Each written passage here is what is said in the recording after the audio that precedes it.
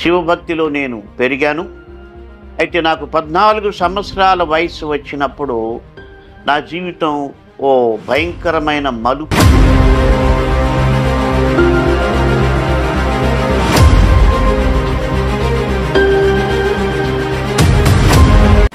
ఒక రాత్రి భయంకరమైనటువంటి దురాత్మ శక్తులు నాలోనికి ప్రవేశించాయి.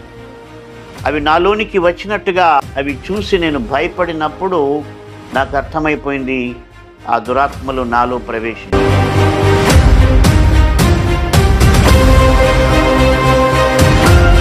ఆ రోజు మొదలుకొని 6 సంవత్సరాలు చాలా ప్రతి రాత్రి ఒక నరకంలాగా గడిచింది.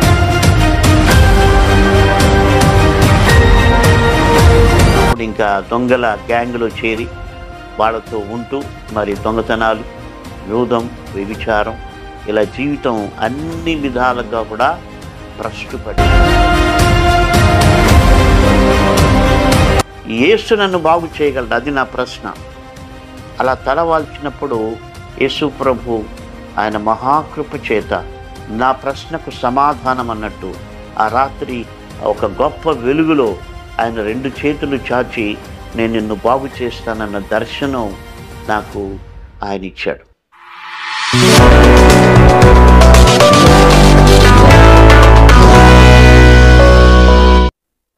Praise the lord. క్రీస్తునందు ప్రియమైనటువంటి దేవుని బిడ్డలైన మీ అందరికీ మరొకసారి మన ప్రభు అయినటువంటి యేసుక్రీస్తు నామంలో శుభాలు తెలియజేస్తున్నాను. ఈరోజు నాతో పాటు మీరు చూస్తున్నటువంటి దైవజనులు గాలి గంగరాజు గారు తిరుపతి ప్రాంతంలో గంభీరమైనటువంటి సేవ చేస్తూ అనేక ప్రాంతాల్లో, అనేక దేశాల్లో ఆయన సాక్ష్యాన్ని బట్టి దేవునికి ఒక మంచి పాత్రగా, బలమైనటువంటి సాధనంగా వాడబడుతూ ఉన్నారు. ఇప్పుడు ఆయన వయసు 65 సంవత్సరాలు. కానీ 16 ఏళ్లకే తన జీవితంలో దేవునికి వ్యతిరేకమైన కార్యకలాపాల్లో మునిగిపోయి డబ్బు కొరకు కన్న తల్లిని చంపాలనేటువంటి క్రూరమైన మనస్సు చిన్న వయసులోనే కలిగినటువంటి వ్యక్తి, ఆ తర్వాత లోక సంబంధమైనటువంటి వ్యసనాల్లో పడిపోయి చివరికి దేవుని యొక్క పిలుపుతో ఒక సువార్థికునుగా ప్రపంచ దేశాల్లో సువార్త అందిస్తూ అనేక మందికి వాక్యం అందిస్తూ దేవుని సన్నిధిలో నడిపిస్తున్నారు. ఈరోజు వారు మనతో ఉన్నారు. ఈ సాక్ష్యాన్ని మీ ముందు తీసుకురావడానికి చాలా సంతోషిస్తూ ఉన్నాను. ప్రాముఖ్యమైన విషయం ఏమిటంటే, సాక్ష్యంతో పాటు మీరు తెలుసుకోవాల్సినటువంటి మంచి విషయం ఒకటి ఉంది. అయ్యగారికి దేవుడు ఇచ్చిన దర్శనం దేవుని వాక్యాన్ని మెమరైజ్ చేయటం, అంటే గుర్తుపెట్టుకోవడం. ఆయన సామెతల గ్రంథంలో అలాగే మరికొన్ని వచనాలు, ఇప్పటికి 5,000 వచనాలు వారు మెమరీ చేశారు. అంటే చూడకుండా చెప్పగలరు. దాంట్లో ఎక్కడ ఏముందో కూడా ఎవరైనా అడిగినా చెప్పగలిగినటువంటి సామర్థ్యాన్ని దేవుని కృపను బట్టి వారు సంపాదించుకున్నారు. 65 ఏళ్ల వయసులో ఇప్పటికి కూడా ఇంకా 2,000 వచనాలు గుర్తుపెట్టుకోవాలని వాటి మీద ప్రయాస ప్రారంభించారు. అది కూడా కేవలం దేవుని కృప. దేవుని చిత్తం అయితే ఈ సాక్ష్యం మీరు విన్న తర్వాత రాబోయే రోజుల్లో ఈ సామెత గ్రంథం వచనాలు, అలాగే వారు కంటత చేసినటువంటి వచనాలని భవిష్యత్తులో ఎపిసోడ్స్గా, భాగాలుగా మీ ముందు తీసుకొచ్చే ప్రయత్నం తప్పనిసరిగా నేను చేస్తాను. ముందుగా వారి సాక్ష్యాన్ని విందాం. అయ్యగారిని నేను మీకు పరిచయం చేస్తాను. అయ్యా, ప్రైజ్ ది లార్డ్ అండి. చాలా మంచిది బ్రదర్, మీరు మీ సాక్ష్యాన్ని మాతో పంచుకోవడానికి ముందుకు వచ్చినందుకు ప్రభు పేరిట ముందుగా నా హృదయపూర్వక వందనాలు తెలియజేస్తున్నాను. మీరు చిన్న వయసులోనే క్రూరమైనటువంటి జీవితాన్ని, అది కూడా గర్భాన మోసి కని పెంచినటువంటి తల్లినే చంపజూసినటువంటి ఆలోచనలు చిన్న వయసులోనే, యుక్త వయసులోనే మీకు వచ్చాయని, తర్వాత గంజాయికి, సారాకి అలవాటు పడ్డారని, మీరు అసలు క్రీస్తుని ఎరగనటువంటి వ్యక్తుల్లో పుట్టి ఈ లోక సంబంధమైనటువంటి వాటిల్లో పెరిగి పూర్తిగా దేవుని వ్యతిరేకంగా ఉన్నటువంటి మీరు ఇవాంజలిస్ట్గా ఇప్పుడు అనేక ప్రాంతాల్లో, అనేక దేశాల్లో దేవుని సువార్తను అందించడానికి నిలబడ్డారని మీ సాక్ష్యాన్ని విన్నాను. దేవుడు మిమ్మల్ని అలా ఎలా మలుచుకున్నాడో మీ వ్యక్తిగత, మీ అనుభవ సాక్ష్యాన్ని అందరితో పంచుకోవాల్సిందిగా నేను మీకు మనవి చేస్తున్నాను. ఈ సాక్ష్యం అందరినీ బలపరుస్తుందని ఆశిస్తూ ఉన్నాను. మీరు మీ సమయాన్ని మా కోసం వెచ్చించి మీ సాక్ష్యాన్ని మాతో పంచుకుంటున్నందుకు మరొకసారి ప్రభు పేరిట మీకు నా హృదయపూర్వక వందనాలు తెలియజేస్తూ ఉన్నాను. మొట్టమొదట ఇలాగా అనేకులకు సాక్ష్యం చెప్పడానికి ఇచ్చిన తరుణం కొరకు ప్రభువుని స్తుతిస్తున్నాను. మరి ఈ విధంగా సాక్ష్యం రికార్డు చేయడానికి తను ఎంతో ప్రయాసపడి నేనున్న చోటికి వచ్చి ఈ సాక్ష్యాన్ని రికార్డు చేసినందుకు బ్రదర్ సిరికొండ రాజు గారికి నా యొక్క కృతజ్ఞతలు తెలియజేస్తున్నాను. మరి ఆయన దేవుని మహిమ కొరకు ఎన్నో సాక్ష్యాలు ఆయన రికార్డు చేసి అనేకుల ఆత్మీయ క్షేమం కొరకు మరి వారు ప్రయాసపడుతున్నందుకు దేవుడు వారి ప్రయాసను దీవించాలని నేను కోరుతూ ఉన్నాను. ఈ సమయంలో నా యొక్క సాక్ష్యాన్ని నేను పంచుకుంటున్నాను. నా సొంత ఊరు హిందూపురం, ఒకప్పుడు అనంతపురం జిల్లాది. ఆ హిందూపురం అంటే ధర్మవరం దగ్గర ఉంటుంది. ధర్మవరం పట్టు చీరలకు ప్రసిద్ధి చెందింది. మరి నేను పద్మశాలి తొగట కుటుంబం, తొగట అంటారు మా ఇంటి పేరు, అంటే పద్మశాలితో సమానమైనటువంటిది. ఆ కుటుంబంలో నేను పుట్టాను. చిన్న వయసు నుండి మరి అందరికీ తెలిసిన విషయమే, మరి దేవతలు అనేక మంది ఉన్నారు కాబట్టి ఒక్కొక్కరు ఒక్కో దేవుణ్ణి వాళ్ళు కులదైవంగా పెట్టుకుంటారు. మరి మా ఇంట్లో మా తండ్రి గారు శివభక్తిని నాకు నేర్పించారు. చిన్న వయసు నుండి శివభక్తిని నాకు పరిచయం చేశారు. మరి ఆ విధంగా నేను శివభక్తిలో నేను పెరిగాను. అయితే నాకు 14 సంవత్సరాల వయసు వచ్చినప్పుడు నా జీవితం ఓ భయంకరమైన మలుపు తిరిగింది. ఒక రాత్రి భయంకరమైనటువంటి దురాత్మ శక్తులు నాలోనికి ప్రవేశించాయి. అవి నాలోనికి వచ్చినట్టుగా అవి చూసి నేను భయపడినప్పుడు నాకు అర్థమైపోయింది ఆ దురాత్మలు నాలో ప్రవేశించినాయి. ఆ రోజు మొదలుకొని 6 సంవత్సరాలు చాలా ప్రతి రాత్రి ఒక నరకంలాగా గడిచింది. ఆ దురాత్మలు నన్ను ఆవహించినప్పుడు భయంకరమైనటువంటి గాలి వీచేది. అవి నాలోనికి ప్రవేశించడానికి ముందుగా ఆ గాలి చెవుల్లోకి వెళ్ళినప్పుడు ఇంకా అవి దగ్గరకు వస్తున్నట్టుగా నాకు అర్థమైపోయేది. ఆ విధంగా దురాత్మ శక్తులు నన్ను స్వాధీనం చేసుకొని కొంతసేపు విలవిలలాడించేటువంటి పరిస్థితి. ఆ బాధ తట్టుకోలేక పక్కన వారిని పిలుస్తామంటే నోరు మాట వచ్చేది కాదు. మరి కొంతసేపు భయంకరమైనటువంటి చెడు తలంపుల చేత నన్ను నలిపేసేటువంటి ఆ యొక్క దురాత్మ శక్తులు. దాని గురించి వేరే వారికి చెప్పినప్పుడు వాళ్ళు అన్నారు, ఇది ఒక రకమైన మోహిని దురాత్మ శక్తులు, యవనస్తులను ఇవి ఆవహించి వారి జీవితాలని నాశనం చేస్తుంటాయని చెప్పారు. మరి చిన్నప్పటి నుంచి శివభక్తిలో పెరిగాను కాబట్టి క్రమం తప్పకుండా ప్రతి సోమవారం శివాలయానికి వెళ్ళేవాడిని. మరి మా పూజారికి నా బాధ చెప్పాను. అయ్యగారు ఇలా జరుగుతోంది నాకంటే. నేనంటే ఆయనకు చాలా ఇష్టం. ఎందుకంటే క్రమం తప్పకుండా శివాలయానికి వెళ్ళి ధ్యానం చేసేవాడిని.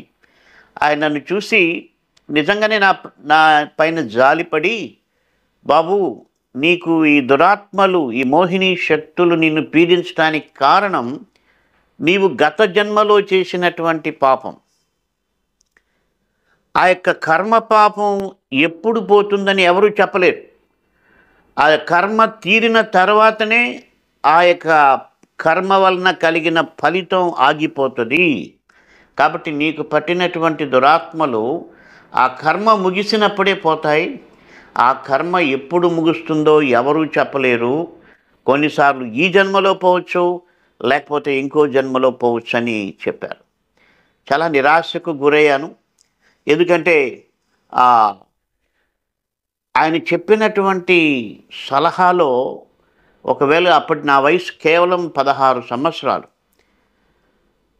మరి జీవితమంతా 100 ఏళ్ళు బతికిన విడుదల లేదు, అంతేకాకుండా వచ్చే జన్మలో విడుదల కలగచ్చు అన్నప్పుడు చాలా నిరాశకు గురయ్యి, మరి నేనే దేవుణ్ణి ప్రార్థన చేస్తాను. ఎందుకంటే పురాణాల్లో, హైందవ పురాణాలు చదివిన వాడిని కాబట్టి, భక్త కన్నప్ప మరి కంటిని తీసినప్పుడు దేవుడు ప్రత్యక్షమయ్యాడు. అలాగే భక్తులు ప్రార్థన చేసినప్పుడు దేవతలు ప్రత్యక్షమై వరమిచ్చారన్న పురాణాలు చదివిన వాడిని కాబట్టి, ఊరి బయట ఒక శివాలయం ఉండేటువంటిది, పాడుబడిన దేవాలయం.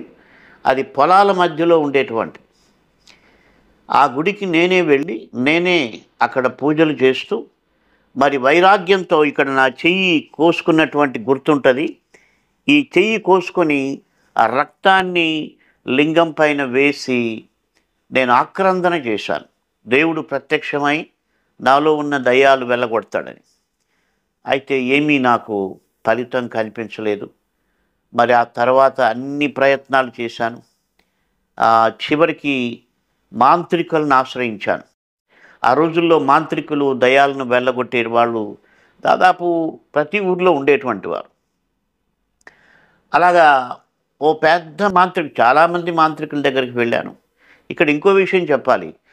దేవాలయాల్లో పడుకుంటే అవి రావని, మఠాల్లో పడుకుంటే దయ్యాలు రావని చాలాసార్లు అలా పడుకున్నాను. కానీ ఎక్కడ పడుకున్నా ఆ దురాత్మ శక్తులు 6 సంవత్సరాలు ప్రతిరోజు కూడా నన్ను పీడించాయి.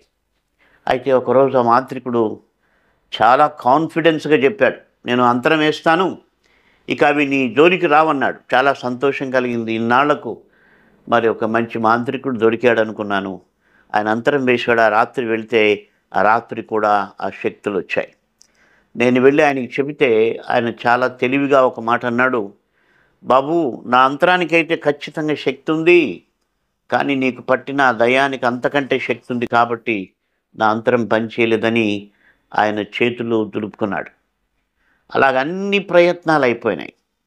ఇక ఆఖరి ప్రయత్నం ఏంటంటే, దయనీయమైనటువంటి పరిస్థితి ఏంటంటే, సరే దేవతలు అయిపోయారు, మాంత్రికులు అయిపోయారు, ఆ దయ్యాలని వేడుకుందాం, మరి శ్మశానంలో దయ్యాలు ఉంటాయి అనుకొని పగటిపూట వెళ్ళి, రాత్రిపూట ఎలాగూ భయం కాబట్టి వెళ్ళలేక పగటిపూట శ్మశానం దగ్గరికి వెళ్ళి దీనంగా వేడుకున్నాను, దయచేసి నన్ను పీడించొద్దండి, నన్ను వదిలిపెట్టండి.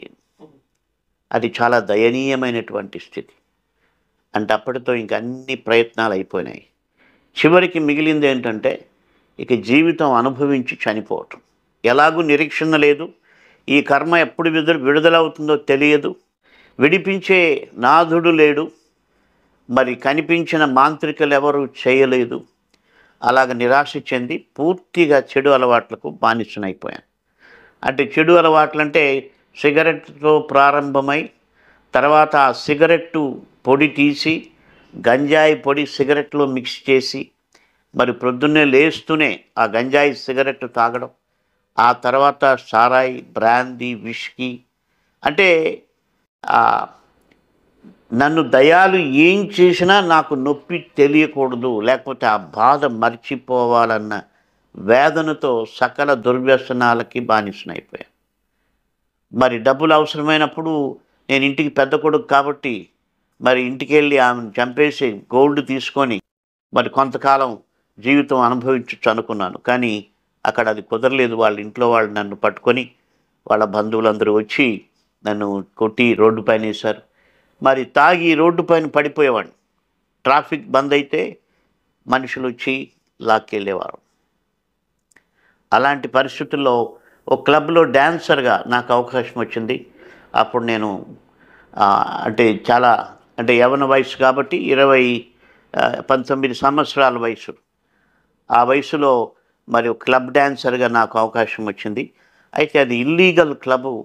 మరి ఆ క్లబ్లో డ్యాన్సర్గా చేస్తూ మరి కమల్ హాసన్కి ఆ సాంగ్స్కి నేను డ్యాన్స్ చేసేవాడిని. అయితే మరి పోలీసులు దానిపైన దాడి చేశారు. అప్పుడు అందరూ పారిపోయారు. మరి అప్పుడు ఆ యొక్క రిసోర్స్ నాకు వెళ్ళిపోయింది.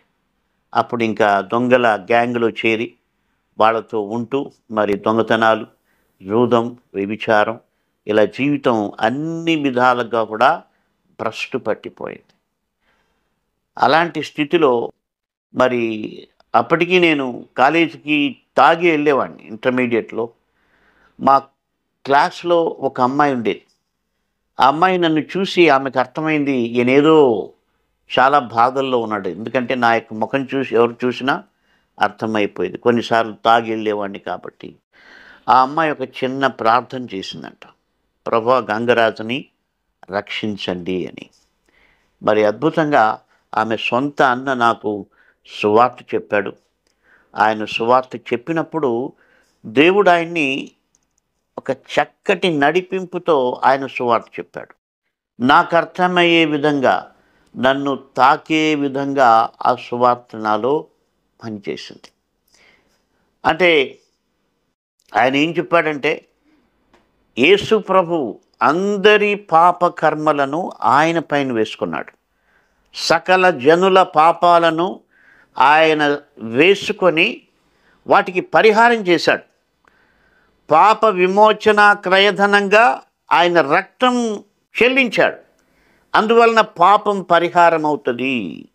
కాబట్టి యేసు ద్వారా ప్రతి పాపము క్షమించబడుతుంది. ప్రతి కర్మకు యేసులో విమోచన ఉందని నాకు అర్థమయ్యే రీతిలో ఆయన సువార్త చెప్పాడు. ఆ మాట నన్ను చాలా తాకింది. అంటే నేను అంతవరకు విన్నదేంటి, ఎవరి కర్మ వారు అనుభవించాలి, ఒకరి కర్మకొకరు బాధ్యులు కాదు, కర్మ అనుభవించక తప్పదు, అది ఎప్పుడు తీరుతుందో చెప్పలేము అని విన్నటువంటి నాకు ఆ రోజున కర్మకు విమోచన ఉందని, మనుషుల పాప కర్మల కొరకు యేసు ప్రభు అన్నటువంటి ఒక దేవుడు పరిహారం చేశాడని ఆ రాత్రి నేను విని అది నా మనస్సును తాకింది. అయితే ఇక్కడ విషయం చెప్పాలి. ఆ విన్నప్పటికీ నాలో ఉన్నటువంటి ఆ దురాత్మ శక్తులు వ్యతిరేకించమంటున్నాయి ఈయన సువార్తని. నేను ఆయనతో అన్నాను, మాకు చాలామంది దేవతలు ఉన్నారు, యేసు ప్రభు దగ్గరికి నేను రాను, నువ్వే మా దేవుళ్ళ దగ్గరికి రావాలని చెబుతూ ఉన్నా.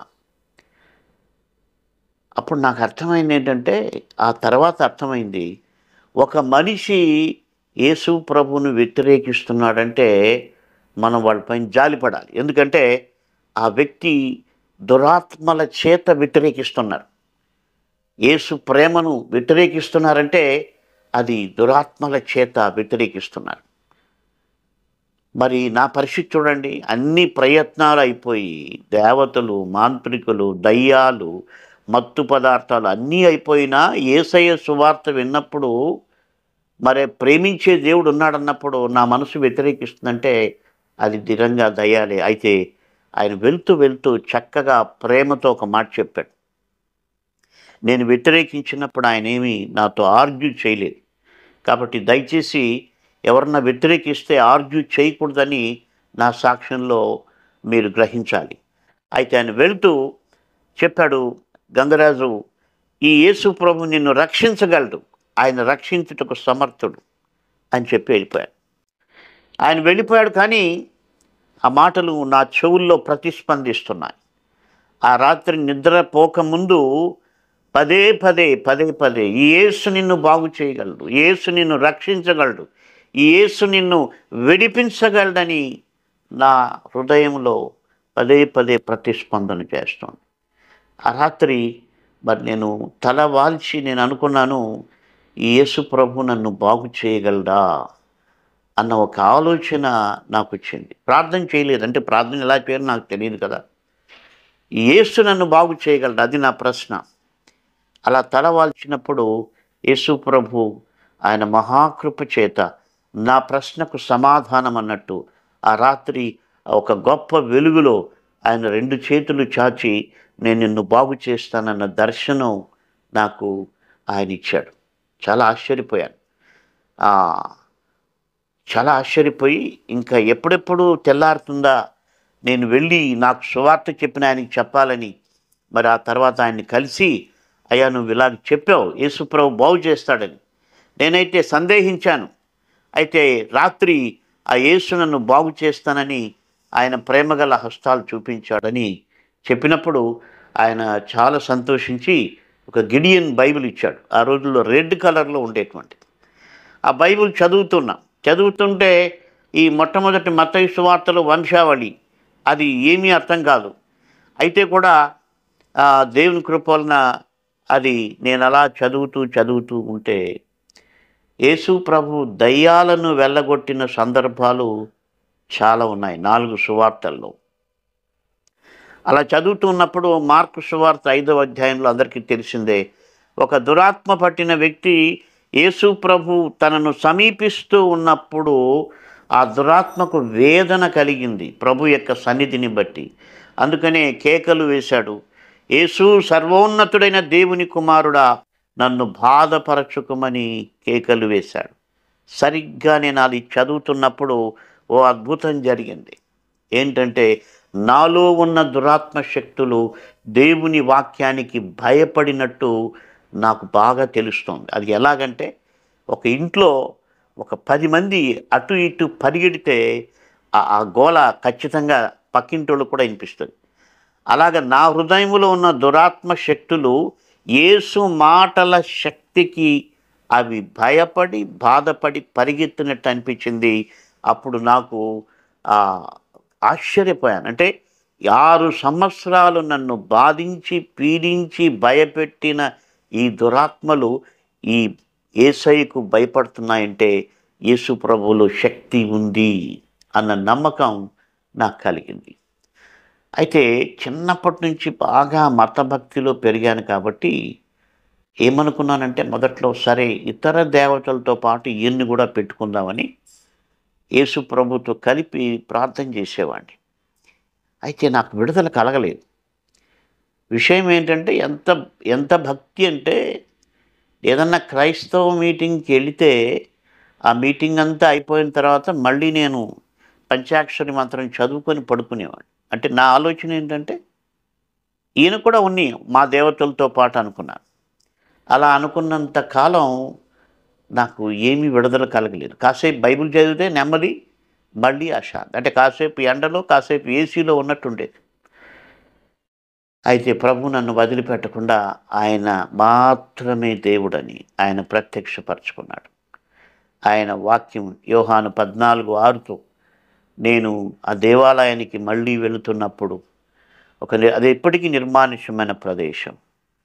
ప్రభు నాకు ఆయన స్వరం వినిపించాడు, నేను నిజమైన దేవుణ్ణి, నన్ను వెంబడించమని. అలాగ ప్రభు కృప వలన యోహాను 14:6 నేను చదవకముందే ప్రభు నాకు దర్శనంలో ఆయన స్వయంగా చెప్పి నాకు వినిపించాడు. అది చాలా ఆశ్చర్యం. ఎందుకంటే నేను చెప్పాను కదా, నేను ఇంకా మార్కు సువార్త చదువుతున్నాను. బహుశా రోజుకో అధ్యాయం అంటే ఇంకో 2 నెలలు పట్టేది యోహాను సువార్తకి వెళ్ళే లోపల. ఎందుకంటే మధ్యలో లూకా సువార్త ఉంది.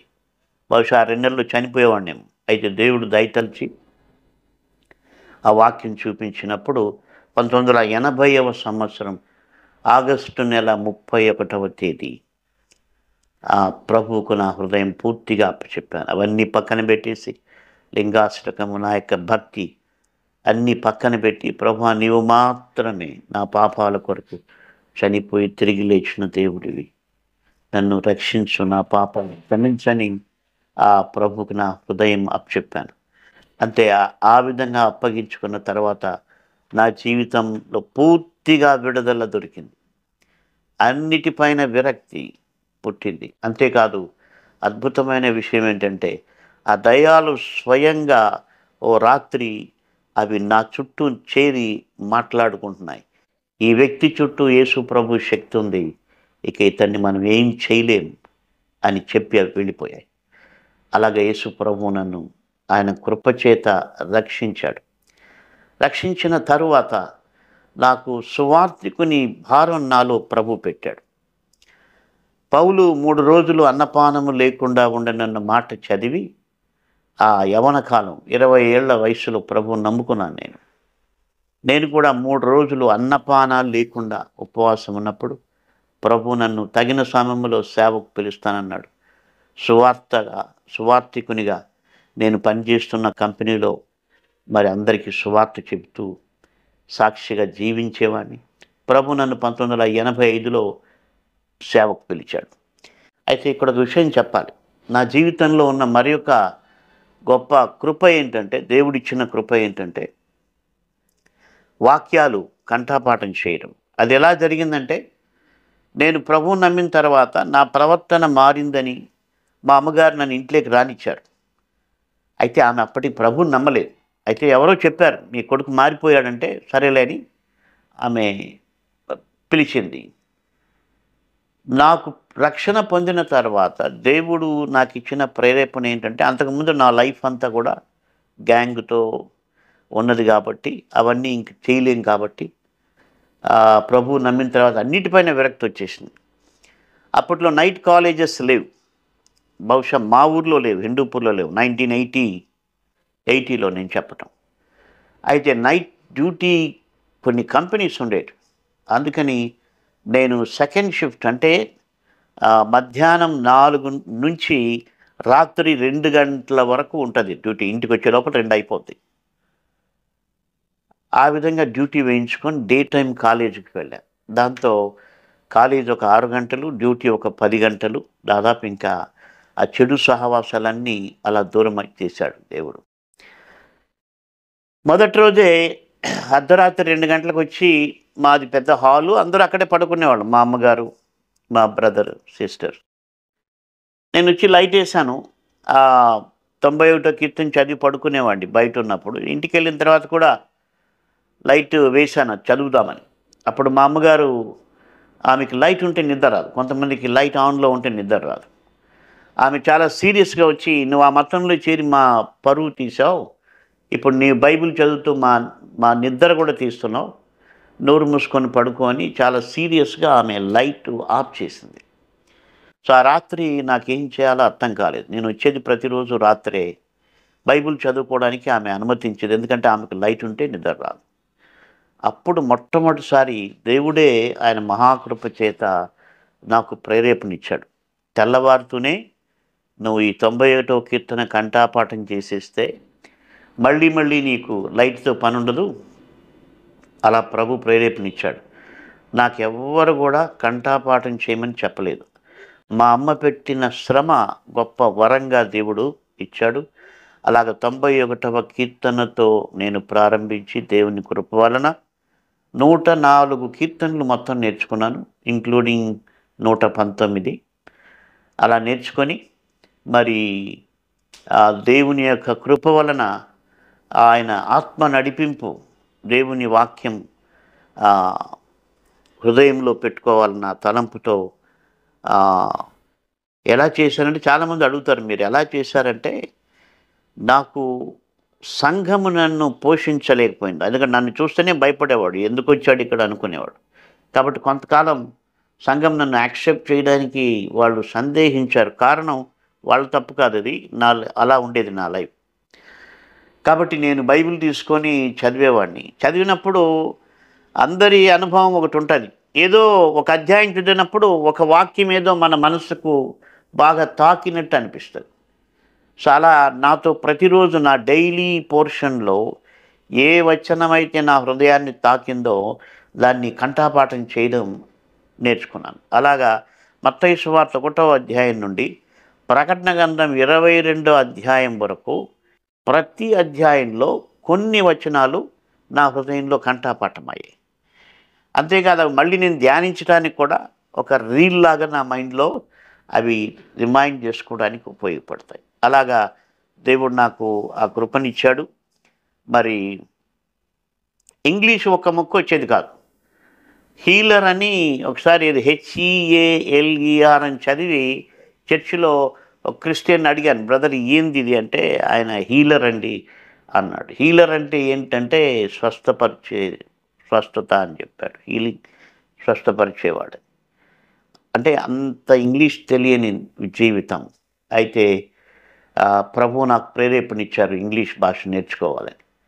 ఆ రోజుల్లో ఇంగ్లీష్ ఏబిసిడీలు మాత్రమే, ఎలిమెంటరీ స్కూల్లో ఏబిసిడీలు చిన్న చిన్న పదాలు నేర్పేవాళ్ళు అంతే.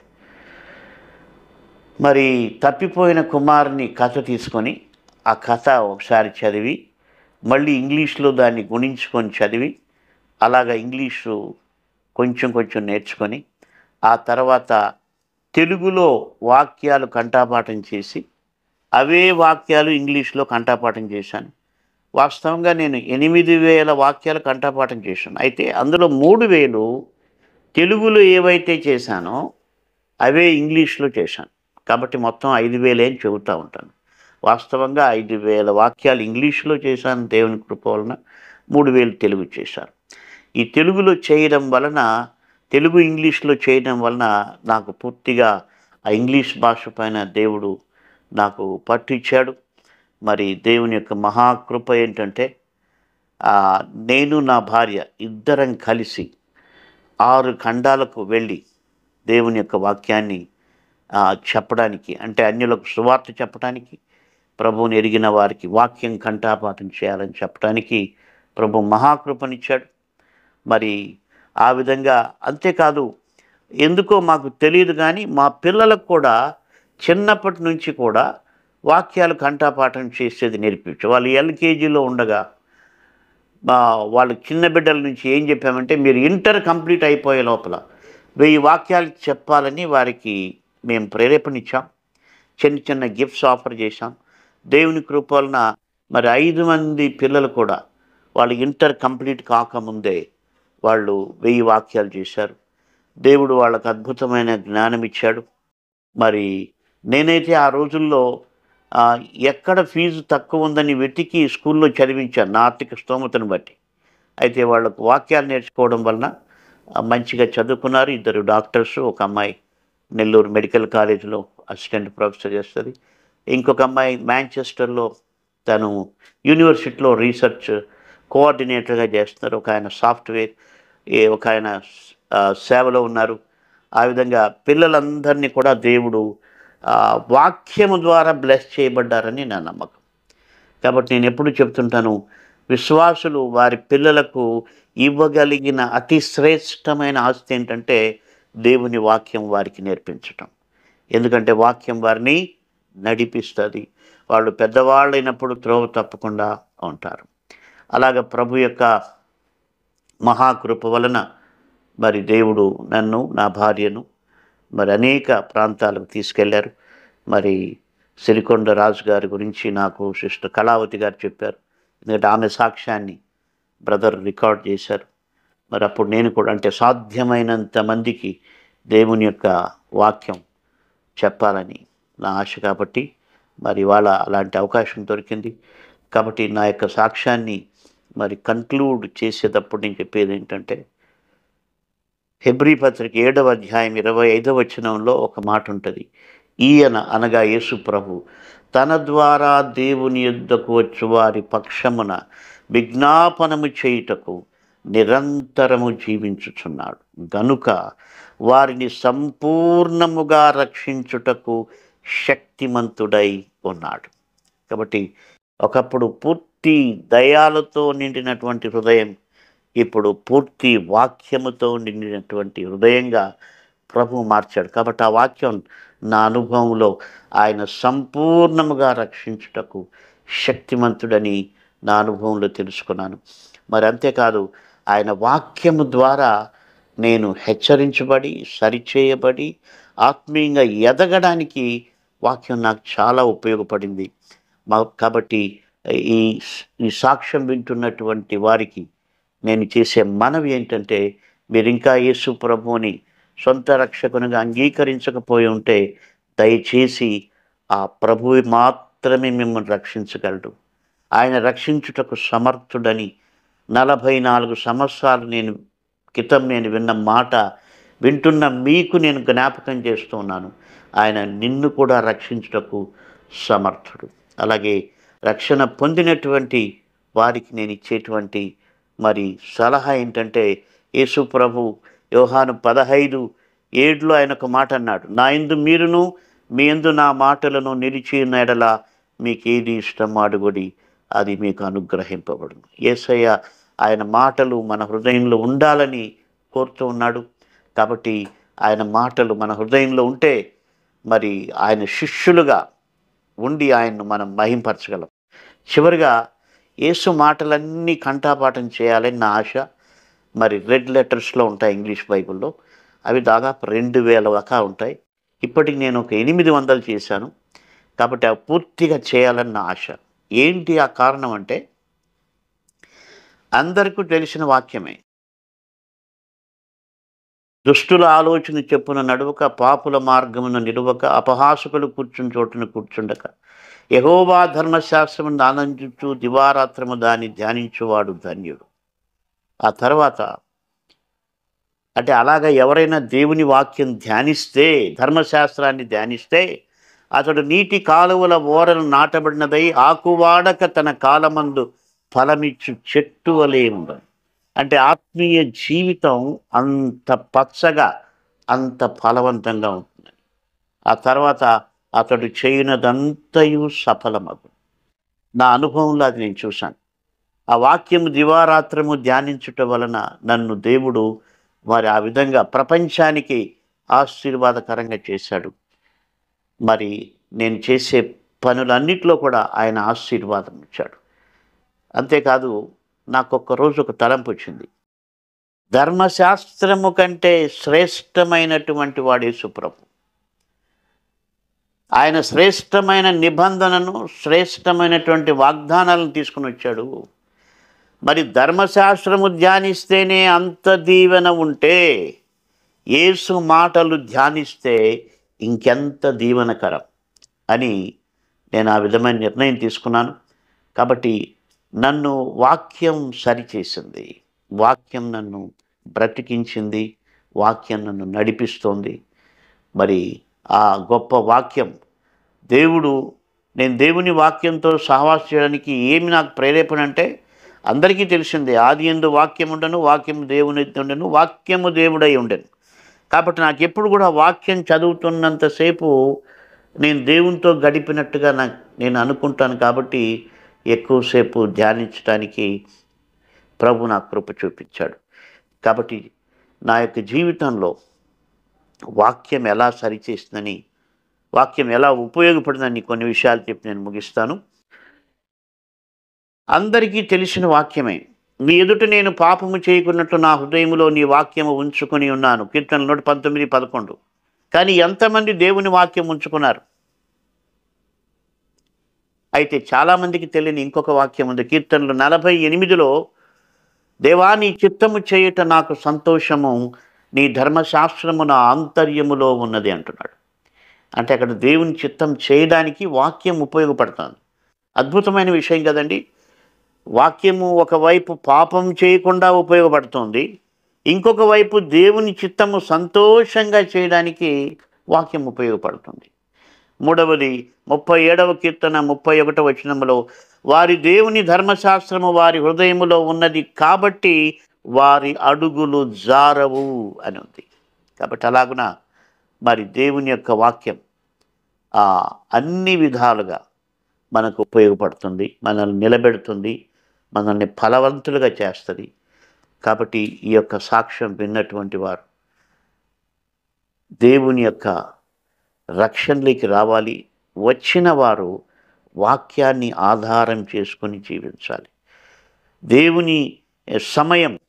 దేవునికి ఇచ్చే సమయం మన జీవితంలో పెరగాలి. యేసు ప్రభుతో మనం సహవాసం చేస్తే అది మనకు ఆశీర్వాదకరంగా ఉంటుంది. మరి బైబిల్ ఫౌండేషన్ ద్వారా 70 వాక్యాలు సెలెక్ట్ చేశాం. అవి చెప్పిన వారికి, విశ్వాసులకు 2,000 రూపాయలు, సేవకులకు 5,000 రూపాయలు గిఫ్ట్ ఇస్తూ ఉన్నాం. కాబట్టి ఇలాగున ఈ మంచి అవకాశం నాకు కలుగు చేసినటువంటి సిరికొండ రాజు గారికి నా యొక్క ధన్యవాదాలు. ప్రభు వారిని, వారి పరిచర్యను ఆయన వాక్యానుసారంగా దీవించునుగాక. మరి చివరిగా క్రీస్తు వాక్యంతో నింపబడాలన్నది నా ప్రార్థన. కాబట్టి నేను ఇంకా చేయాలనుకుంటున్నాను. నా వయసు నాకు అడ్డు రావట్లేదు. కాబట్టి ఈ సాక్ష్యం విన్న వారందరూ కూడా మరి ఈ రోజు నుంచి మీరు వాక్యాలు కంఠాపాఠం చేయండి. దేవుడు మిమ్మల్ని దీవించునుగాక.